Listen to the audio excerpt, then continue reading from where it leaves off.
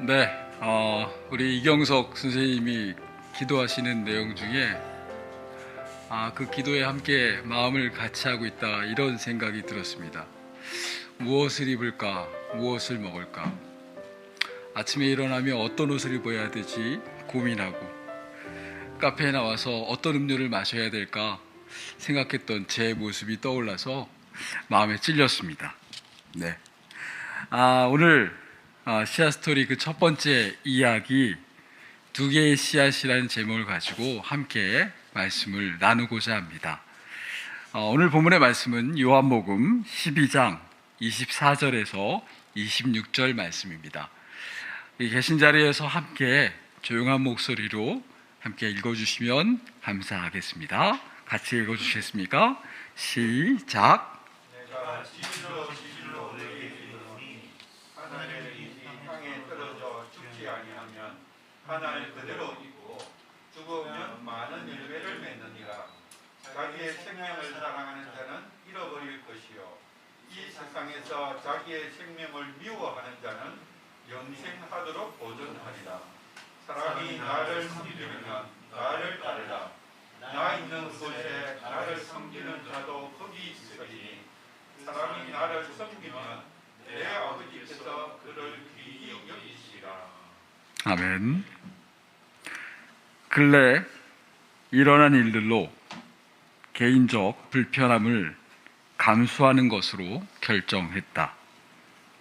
내가 결정한 불편함이 그들에게 어떻게 받아들일지 모르겠지만 한때 내 가정 경제에 도움을 주었지만 이런 조직에 더 이상 도움받는 게 피해 입은 분들에게 미안한 마음이 든다.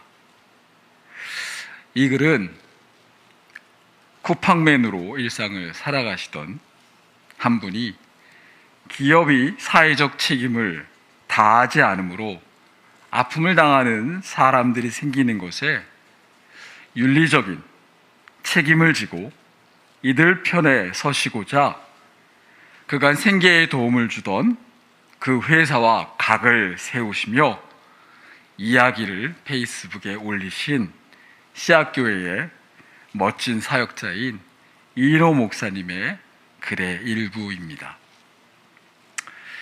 교회로 살아가면서 참 자랑스러운 것이 몇 가지가 있습니다. 그 중에 하나가 바로 우리 목회자 공동체입니다. 목회자 형제들이죠. 공동 목회, 팀 목회, 사람들은 저희들의 목회 방식을 설명하려 여러 가지 단어들을 사용하지만 그 단어들은 우리들의 모임을, 우리들의 모습을 설명하기에는 터무니없이 부족합니다. 왜냐하면 우리의 관계는 그러한 행정적인 조직이 아닌 그저 형제들이기 때문입니다. 목회자인 우리가 교회로, 공동체로, 가족으로, 형제로 살아가며 자신을 희생하고 포기하고 함께 살아가는 것을 배우지 못한다면 어떻게 목회자가 교회를 섬길 수 있겠느냐는 아주 단순한 질문에서 저희들의 모임은 시작되었습니다. 그렇기 때문에 우리의 관계는 형과 동생, 때론 더 짊어지기도 하고 때론 투정하기도 하며 때론 무조건 용납받기도 하는 그러한 인격적인 관계입니다. 이러한 관계를 그 어떠한 단어로 설명할 수 있겠습니까? 사람들이 평가하는 단어가 아닌 우리들이 설명하는 단순한 단어는 그저 교회입니다. 이들과 함께 교회를 이루며 살아가는 삶은 참으로 행복한 삶입니다. 조수미와 동기동창이라고 얘기하니 아이들이 깜짝 놀래 하더군요. 주목할 만한 찬양 사역 경력으로 얼마든지 괜찮은 사역, 교회, 단체들에서 일할 수 있음에도 불구하고 버릇없는 아이들의 모습을 참고 견뎌야만 하는 학원 차량 선생님으로 또 늦은 시간에 술 취한 그것도 젊은 승객들에게 비인격적인 반말을 견뎌야 하는 대리운전 기사로 그렇게 살아가시는 우리 큰형님, 우리 송명수 목사님. 뛰어난 멀티미디어 사역자로 안정적인 교회의 사역자로 살 수 있음에도 불구하고 아침부터 저녁까지 뜨거운 불판을 뛰어다니고 휘저어다니며 수십 개의 햄버거를 만들어내는 우리 막내 이민철 목사님. 저는 이분들로 인해 교회를 배우고 교회를 경험하고 교회로 살아갑니다.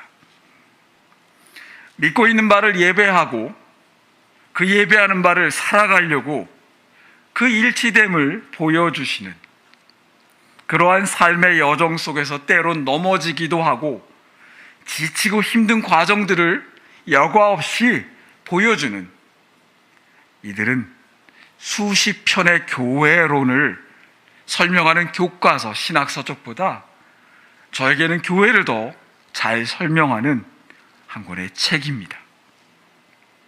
저는 단언하건대 씨앗교회가 그나마 건강하게 살아가며 불편하고 좁은 길을 선택하며 살아갈 수 있는 큰 힘이 바로 여기에 있음을 여러분에게 소개하고 싶습니다. 이분들은 저의 자랑입니다. 그러나 더불어 이분들은 저의 고민이기도 합니다. 왜냐하면 아무런 대책 없이 이 어려운 길을 선택하고 살아가고 있기 때문입니다. 나의 사랑, 나의 고민, 나의 형제, 나의 교회된 이들은 오늘 교회를 이루는 저의 한 부분입니다.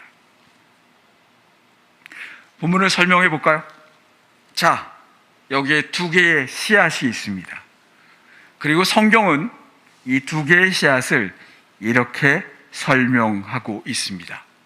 같이 한번 읽어주시면 감사하겠습니다. 시작. 들으는 좋은 땅에 떨어지네 자라 무성하여 결실하였으니 30배와 60배와 100배가 되었느니라 하시고 내가 진실로 너희에게 이르노니 하나의 일이 땅에 떨어져 죽지 아니하면 하나를 그대로 있고 죽으면 많은 열매를 맺느니라. 대단해질 씨앗, 그리고 거름이 될 씨앗. 사실 이 두 개의 씨앗은 하나의 이야기에 포함되어 있는 것입니다. 왜냐하면 30배, 60배, 100배의 열매를 맺을 수 있는 씨앗일지라도 좋은 밭에 뿌려져야만, 그 땅이 좋은 밭이 되어야만 가능한 것인데 그냥 땅이 그렇게 비옥해질 수 없죠. 그 땅이 좋은 밭이, 좋은 땅이 되기 위해서는 또 하나의 씨앗이 죽어 거름이 되어야만 비옥해질 수 있는 좋은 땅이 되기 때문입니다. 하나는 죽고 희생해야 하고 또 하나는 많은 열매를 맺는다는 이야기는 우리가 많이 들었던 성경의 클리셰, 어떻게 보면 조금은 진부한 이야기입니다.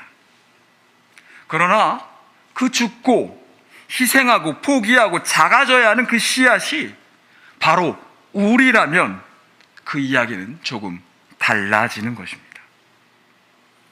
죽음, 희생, 포기, 작아지고 무명해지고 무력해지는 씨앗들을 지금도 충분히 무력하고 무명하고 가진 것도 없는데 심지어 남들이 잘 되도록 죽어 거름이 되라고 한다면 받아들이기 어려울 것입니다. 내가 희생하고 우리 가족이 포기하고 우리 교회가 죽음으로써 너와 타인과 그들의 가족과 그들의 교회가 건강해지는 것을 여러분은 기쁘시게 받아들일 수 있으시겠습니까? 사실 성경은 우리에게 굉장히 불편한 책입니다. 왜냐하면 온통 우리의 본성을 거스리는 이야기들 뿐이기 때문인 거죠. 우리가 자주 인용하는 빛과 소금의 이야기, 그것도 마찬가지입니다. 우리는 그것을 잘못된 클리셰로 우리에게 이야기하고 있지만 사실 그 이야기의 본질은 사람들에게 유익한 존재, 사람들에게 필요한 존재가 되는 것이 아니라는 것이죠. 예, 그러한 존재가 되는 것, 사람들에게 쓸만한, 쓸모 있는 존재가 되는 것 참 멋지지요.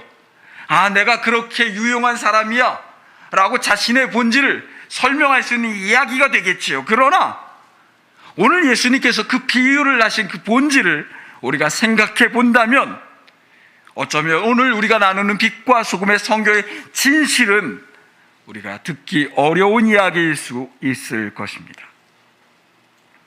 지금과는 달리 당시의 소금은 돌덩어리에 소금이 퇴적되어 있는 암염, 석염이라고 우리가 알고 있습니다. 그렇게 석염을 가지고 소금처럼 사용하고 사용하면 사용할수록 그 가치는 조금씩 떨어지고 결국 그 역할은 소멸되어 결국 소금 맛은 없어진 돌덩어리가 되어 버려지고 마는 것입니다. 열심히 하면 할수록, 사명에 충실하면 충실할수록, 믿고 따르는 바르게 살아가면 영육혼, 우리의 일상이 복을 받는, 삼중 축복을 받는 것이 우리가 알고 있는 기독교의 외침이었는데 오히려 오늘의 이야기는 쓸모없어지고 버려지는 존재가 된다라고 이야기하는 것입니다. 또한 등불과 횃불이 그 주변을 밝히면 밝힐수록 결국 그 심지는 다 타버리고 불이 붙은 나무는 얼마 되지 않아 숯덩어리가 되고 더 지나면 재가 되어 버리고지고 마는 것입니다. 즉 빛과 소금의 비유는 결코 우리가 이 땅에서 주목받는 유익한 대단한 존재가 되거나 사람들에게 인정받는 좋은 영향력을 미치는 사람이 되라는 이야기가 아니라는 것이죠. 세상 속에서 그 역할을 다함으로 자신을 포기하고 희생하라는 그 핵심이 강조되고 있다라는 것입니다. 바르게, 건강하게, 올바른 그런 영향력을 가지고 우리가 사람들 앞에 유명해지고 SNS를 통하여서 사람들에게 좋아요 숫자가 늘어가는 것이 빛과 소금의 역할을 하는 것이 아니라 교회는 사람과 그리고 돈과 힘이 늘어나면 늘어날수록 더욱더 작아지고 무명해지고 희생하고 포기하고 결국 거름이 되어 죽는 데까지 그 방향이 가야 한다라는 것이 오늘의 말씀이라는 것입니다. 교회는 성장하고 커지고 대단해지는 것이 그 방향이 아니라, 그것이 하나님이 교회를 향한 디자인하신 것이 아니라, 교회는 결국 죽어 희생하고 거름이 되어지는 것이 하나님이 이 땅에 세우신 교회의 원래의 방향이라는 것입니다. 참으로 불편하게도 이 비유를 말씀하신 그분의 삶도 이것을 우리에게 보이셨습니다. 마태복음 4장 8절에서 9절 말씀입니다. 있는 자에서 같이 다시 한번 읽어주시면 감사하겠습니다. 시작. 마귀가 또 그를 데리고 지극히 높은 산으로 가서 천하 만국과 그 영광을 보여 이르되 만일 내게 엎드려 경배하면 이 모든 것을 내게 주리라. 이 땅의 왕이 되라고, 모든 소유를 가진 부자가 되라고 광야에서 마귀는 그분을 유혹하였습니다. 그러나 그분은 그 유혹을 단칼에 거절하시고 이 땅에 자신의 삶을 나눠주고 포기하고 희생하고 결국 자신을 십자가에 못 박아 그 생명을 포기하는 데까지 이르러 이 땅에 교회를 세우신 것입니다. 모퉁이에 버린 돌이 되어지고 십자가에 달린 어린 양이 되어지는, 그토록 힘이 세고 강력하고 모든 것을 하실 수 있는 위대한 신인 예수께서 무기력한 어린 양이 되어 자신을 내어주는 삶을 우리에게 보이셨습니다. 또한 그분을 따르는 제자들 역시 서순서를 통하여서 하나님의 나라는, 건강한 교회는, 건강한 가족은, 아름다운 부부는 서로가 포기하고 희생하고 죽어야만 세워질 수 있다라고 그분의 말씀을 그대로 우마주하며 그들의 삶을 살았습니다. 그래서 그들도 그 길을 걸어갔고, 사도들과 제자들은 유명해지고 대단해지고 슈퍼스타가 되는 것이 아니라 결국 그들도 예수와 같이 죽고 희생하고 포기하는 그분의 길을 걸어갔다라는 것입니다. 그러나 우리의 일상 속의 모습은 어떠합니까? 너를 희생시켜라도 좋은 씨앗인 우리가 좋은 결과를 맺어야 한다며 상대에게 희생과 포기와 헌신과 낮아짐을 강요합니다. 교회가 성도들을 위하여 자신을 포기하는 것이 아닌 성도들을 희생시켜 교회를 성장하는 데 혈안이 되어 있고, 어려운 팬데믹 시대에 교회의 관계적인, 조직적인, 재정적인 어려움을 타개하기 위하여 그것이 속마음이었지요. 위험을 무릅쓰고라도 성도들을 교회에 나오게 하라는 외침들이 굳건한 믿음이라고, 열심히 예배드리고 기도하고 찬양하면 병에 걸리지 않을 것이라고, 혹시 전염병에 걸리더라도 금방 나을 것이라고, 혹시 병이 악화되어 죽을지라도 그것은 순교와 같은 영광이라며 교회를 위해 성도를 희생시키는 것이 당연한 것처럼 말하는 이상한 교회, 이상한 기독교가 되어버리고 만 것입니다. 수천 년간 교회는 공교회로서 서로가 서로에 대해 책임과 의무를 지며 서로를 지켜가는 교제를 해야 한다고 사도신경을 통해 딸딸 외우고 고백하면서도 주일날만 되면 주일 새벽부터 좁은 동네 골목까지 대형버스와 스타렉스를 보내며 대형교회로 쌍끌이하여 건강한 공동체로 살아가는 수많은 작은 교회들을 희생시키면서 자신들이 커지는 것은 하나님의 은혜라고 말하며 정신 나간 이야기들을 아멘 아멘 하면서 듣고 있는 것이 우리의 모습이었다라는 것입니다. 많은 사람들이 우려 섞인 목소리로 저희 교회에 목회자들이 함께 모여 있는 것에 대해 좋은 것보단 좋지 않은 일들이 많을 수 있다며 걱정하는 소리들을 많이 이야기하십니다. 실제 우리 주변에는 함께 팀으로 그리고 공동체로 모여 있는 목회자들이 많은 문제들이 발생했습니다. 마치 물에 빠진 사람들이 서로를 잡아당김으로 자신이 살고자 발버둥 치다가 결국 모두 물에 빠져 죽는 것처럼 서로를 헐뜯고 뒷말로 비방하고 은근히 상대방을 비하하면서 결국 깨지고 상처 입고 보기 좋지 않은 모습으로 헤어지는 경우가 대다수였습니다. 그래서 회사처럼 교회도 동업하지 말라는 것이 저희 아버지 어머니의 말씀이기도 했습니다. 그런데 일단 씨앗교회는요, 안타깝게 잘난 사람이 없습니다. 잘나려 애쓰는 사람도 없고 잘날 가능성이 있는 사람도 없습니다. 좀 잘날 것 같아 보이는 사람은 다 환자, 병자, 언제 죽어도 이상하지 않은 사람들만 가득 차 있는 교회 공동체입니다. 그러나 씨앗교회 목회자들은 자기보다 잘난 형제들이 있다라고 믿으며 자기보다 멋진 이들이 있다라고 생각하고 자기보다 일상과 신앙의 일치를 잘 이루는 목회자들이 있다라고 못난 나보다 잘난 너를 드러내려는 시도들이 이 가운데 있기에 자신을 남보다 부족하게 여기고 남을 나보다 멋지게 대하며 존경과 존중하는 이들을 보면 우리 교회는 그나마 함께 모이는 것이 복이 아닐까, 이것이 예수께서 희생하며 살아가는 교회라고 말씀하신 것은 아닌가 저는 곰곰이 생각해 봅니다.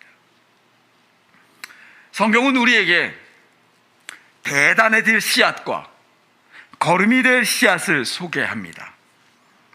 마치 이 두 가지 옵션 중에 하나를 선택하라고 말하는 것처럼 왜곡된 설교들과 진부한 이야기들을 여러분이 들으셨겠지만, 사실은 우리에게 있는 것은 단 하나의 선택만 있다라는 것입니다. 좋은 땅에 떨어져 30배, 60배, 100배의 결실을 얻게 되는 좋은 씨앗의 비유는 사람들이 오해하는 것처럼 씨앗에 대한 이야기가 아닙니다. 이 비유는 정확하게 하나님 나라에 대한 비유입니다. 우리가 가시덤불 같고 돌짝 같고 길가같이 의심하고 연약하고 완악하여 하나님을 배반하여 포기하는 일이 수없이 반복되어질지라도, 우리 모습이죠. 우리 교회의 모습입니다. 하나님은 결코 우리를 포기하지 아니할 것이며, 결국 그분의 뜻을 이루실 때까지 하나님의 복음의 씨앗을 아낌없이 쏟아 붓는 일을 포기하지 아니하신다라는, 열매 맺는 대단한 씨앗에 대한 이야기가 아닌 희생하시고 포기하시는 하나님 아버지에 대한 이야기, 그리고 결코 우리에 대해서 그 마음이 바뀌지 아니하시는 하나님의 신실하심에 대한, 터무니없이 부족한 우리들 안에서 하나님의 나라 교회를 세우시는 힘이 바로 그 하나님에게 있다라는 그 이야기가 좋은 씨앗에 대한 이야기라는 것입니다. 씨앗이 좋아서 그 땅에 열매를 맺고 우리가 잘나서 교회가 되는 것이 아니라, 그래서 사람들에게 주목받는 것이 아니라, 우리를 끝까지 참아내시고 인내하시고 우리에게 자신을 내어주기까지 자신을 포기하시는 예수 그리스도의 힘으로 말미암아 교회가 세워진다라는 것입니다. 그렇게 이 씨앗, 이 비유의 메시지는 우리에게 좋은 씨앗이 되라는 것이 아니라, 희생하며 포기하시는 하나님의 아버지의 마음을 알고 그 마음이 하나님의 나라를 세워가는 놀라운 은혜라는 것을 우리가 알아야 한다라는 것이죠. 그분의 포기와 희생, 그분이 죽어 거름이 되어 미랄의 삶을 사셨고 지금 살고 계시며, 그러한 태도가 교회를 이 땅 가운데 세우는 유일한 힘이라는 것입니다. 교회가 죽으려 하지 않고, 교회가 포기하려 하지 않고, 교회가 망하려 하지 않는다면, 그럼에도 불구하고 교회가 세워졌다면 그 교회를 세우는 힘이 과연 예수 그리스도이신지 우리는 살펴야 한다는 것입니다. 하나님의 나라는, 건강한 교회는 잘나고 열매 맺고 유명한 사람들의 능력으로, 그 잘남으로 세워지지 아니합니다. 오히려 희생과 헌신, 그리고 포기와 죽기까지 자신을 포기하는 십자가의 삶을 살아가는 이들로 세워지는 것입니다. 우리 씨앗교회는 이러한 신앙의 삶을 살아가며 존경하는 목회자 팀원들과 성숙한 교회의 공동체 여러분들의 포기와 헌신으로 사람들에게 주목받는 기본소득의 삶을 11개월 동안 감당할 수 있었습니다. 무명으로 자신의 것을 포기하는, 그래서 자기보다 더 어려운 이들에게 더 많은 기회가 갈 수 있도록 말없이 자기의 권리를 포기하셨기에 수천만 원밖에 안 되는 작은 금액으로 11개월 동안 엄청난 금액의 기본소득을 감당해낼 수 있었던 것입니다. 우리가 돈이 있어서요? 아니면 헌금을 많이 하는 능력자가 있어서요? 아니요, 이름 없는 한 사람이 나보다 더 어려운 사람에게 나의 것을 돌려주기를 바라는 그분의 희생과 낮아짐 때문에 이것이 오늘까지 진행할 수 있었던 힘이었던 것입니다. 하나님의 나라는 자신의 삶을 포기하고 희생하고 내어놓으시는 하나님의 은혜를 따라 자기의 이기심과 잘나고픈 욕심, 크고 싶어하고 대단해지고 싶은 욕망이 포기될 때 세워집니다. 그러나 모두가 자신들은 수십 배, 수백 배의 결실을 맺는 탐욕스러운 씨앗이 되어야 한다라고 외치는 소리가 이 땅에 가득한다라면 이 땅의 모든 하나님의 씨앗들은 결국 말라 죽고 말아버릴 것입니다. 이 땅의 건강한 교회의 이야기, 성경적인 씨앗 스토리는 죽음에 대한 이야기입니다. 예수 그리스도의 십자가의 희생을 따라 교회가 그 길을 갈 때 비록 우리가 작고 무명해지고 보잘것 없어질지라도 이 땅에 하나님의 나라는 왕성해지게 되는 것입니다.